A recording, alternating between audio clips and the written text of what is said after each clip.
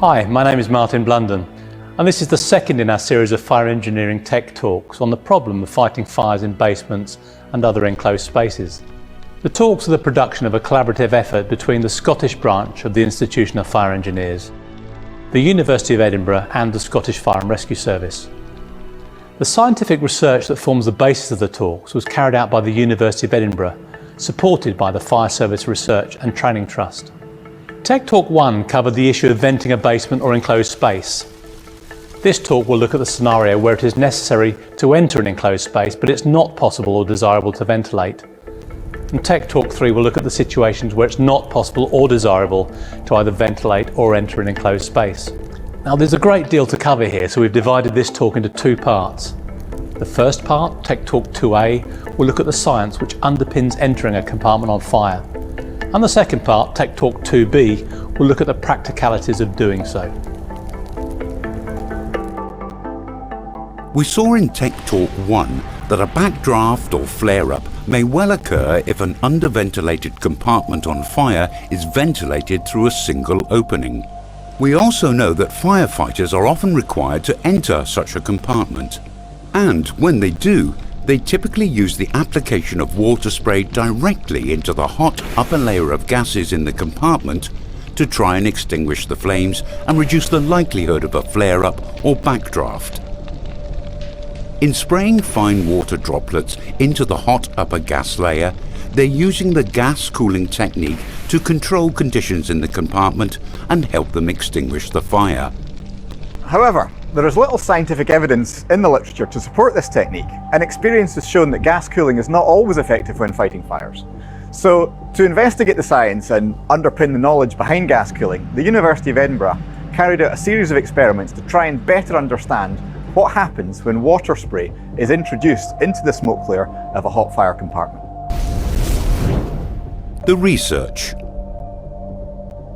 The research followed earlier work on fire dynamics in basement fires reported in Tech Talk 1 and should be considered in conjunction with it.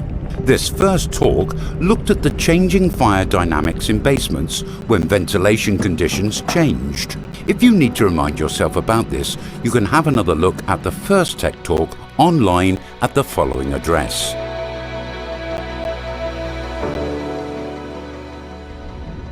In this talk, Tech Talk 2A, we want to build on the first one by considering changes in both the temperature and combustibility of the hot upper layer of gas in the compartment when water spray is applied. We will then discuss in Tech Talk 2B how this could inform and improve existing operational guidance. To make a start with understanding the science, a program of reduced-scale fire experiments were undertaken by the University of Edinburgh in order to establish the difference between the effects of the application of constant and then pulsing water on the temperature in the upper layer, as well as considering any effects of compartment size on the relationship between water spray application and temperature drop. As in our first Tech Talk, a small-scale compartment was constructed to carry out the experiments. The temperatures within the experimental compartment were recorded using 3 vertical thermocouple trees located at different positions along the compartment, each with 4 thermocouples at different heights. Polypropylene pellets were used as the fuel, and a small amount of N-heptane was used to get the fire going. When a fire burns in a compartment, the smoke produced forms a hot layer which fills the upper part of the compartment. This layer thickens as the fire continues to burn. Below this, a lower layer of cooler air may remain. During the experiments, a spray system was used to inject water into the hot upper layer at a constant pressure through an adjustable brass nozzle. This delivered water in a fine hollow cone spray pattern. Results. The full results of the experiments are available online at the following address. In summary, it was observed that 1. Only water droplets with a diameter less than 0.5 millimeters evaporate. 2. The total heat absorbed by the water spray is inversely proportional to the droplet diameter, and directly proportional to the smoke layer thickness the droplets travel through. 3. Finely divided water sprays are more effective in extracting heat from the hot layer because reducing the drop size increases the surface area of the water mass and thereby increases the rate of heat transfer. 4. At a local level, the expansion of the water droplets when they're converted to vapor can disrupt the entrainment of air into the burning smoke layer, quenching it temporarily. And if the water spray can dilute the fuel concentration in the burning gas mixture to below the lower flammability limit, the burning may actually stop. 5. At the compartment level, the production of steam from the water spray interaction can significantly dilute the oxygen concentration in the enclosure and may extinguish the fire if the concentration falls below the limiting oxygen concentration. 6. The hot gases that collect in the upper layer of an enclosure are cooled rapidly by the first contact with water mist, typically resulting in an instantaneous volume reduction. 7. Pulsing the water spray appears to lead to greater net evaporation, which reduces the oxygen concentration faster than steady water injection. This improvement is due to the faster depletion rate of oxygen in the compartment. The recurring turbulent mixing created by the pulsing spray enhances this effect. To get maximum benefit, a better mist dispersion has the potential to increase performance and get the maximum benefit from the gas cooling method. So, in practice, 1. The nozzle cone angle should be adjusted to give a water spray jet with as much penetration through the smoke layer as possible to maximize the heat absorption, and 2.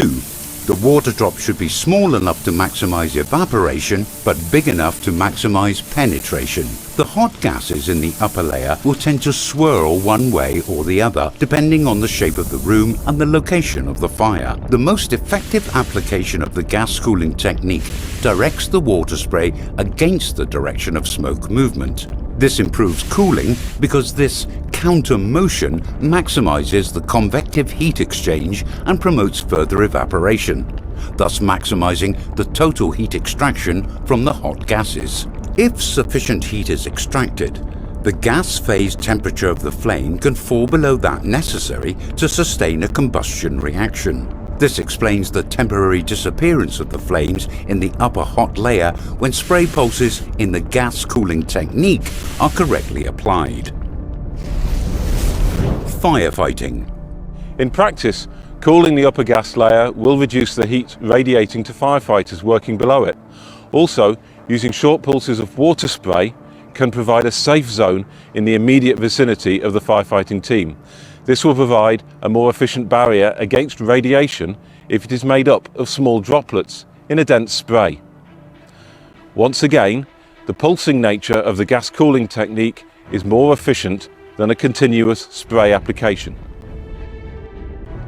The experiments indicate that with regard to the upper gas layer, for the same volume of water, short pulses of water have a better cooling effect than longer bursts. While the gas cooling technique cools both the upper and lower layers, the cooling effect is greater in the hotter upper layers. The gas cooling technique is largely ineffective with upper layer temperatures below 200 degrees C. With regard to the lower gas layer temperature, where our firefighters are likely to be, it was found that the cooling effect was largely independent of the duration of the burst, and there was no apparent benefit to using pulses instead of long bursts. This concludes our look at the science that underpins the practicalities of using the gas cooling technique when entering larger compartment fires. In our next Fire Tech Talk 2B, we'll go on to see how an improved understanding of the science can inform the practicalities of doing just that.